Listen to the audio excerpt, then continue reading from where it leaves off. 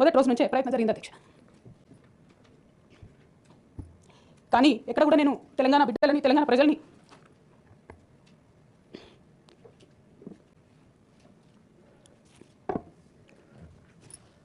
వాళ్ళను డిసప్పాయింట్ చేయదు కాబట్టి నవ్వుతూ పనిచేస్తూ వెళ్ళిపోయిన అధ్యక్ష. ఇప్పుడు నా దగ్గరికి ఎప్పుడు పెద్దవాళ్ళు, పైరవికారులు, కాంట్రాక్టర్లు ఎవరు రాలేదు అధ్యక్ష. నేను ఎప్పుడు కూడా పేద ప్రజల మధ్యలోనే ఉండి పనిచేస్తాను అధ్యక్ష. నా దగ్గరికి వచ్చినటువంటి బీడీ కార్మికులు కావచ్చు, బీడీ టేకేదారులు కావచ్చు, అంగన్వాడీ టీచర్లు కావచ్చు, ఆశా వర్కర్లు కావచ్చు, ఐకేపీ ఎంప్లాయీస్ కావచ్చు అధ్యక్ష, అదేవిధంగా జీహెచ్ఎంసీ కార్మికులు కావచ్చు అధ్యక్ష, టీచర్లు కావచ్చు అధ్యక్ష, నిరుద్యోగులు కావచ్చు, ఆడబిడ్డలు కావచ్చు, సింగరేణి ఉద్యోగులు కావచ్చు, కరెంట్ ఎంప్లాయీస్ కావచ్చు, ఎవరు వచ్చిన అధ్యక్ష నేను కాదనకుండా నాకు ఎంత వీలైతే అంత పనిచేసి పెట్టేటటువంటి ప్రయత్నం చేసిన అధ్యక్ష.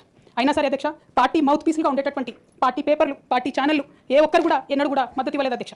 అయినా సరే ధైర్యం వదులుకోకుండా మొక్కువని ప్రయత్నంగా నేను ప్రయత్నం చేస్తూనే వెళ్ళాను అధ్యక్ష. తెలంగాణ రాకముందు, బీఆర్ఎస్ ప్రభుత్వం ఏర్పడకముందు ఒక మాట అనుకున్నాం అధ్యక్ష. కేసీఆర్ గారే పదే ఈ మాట చెప్పారు.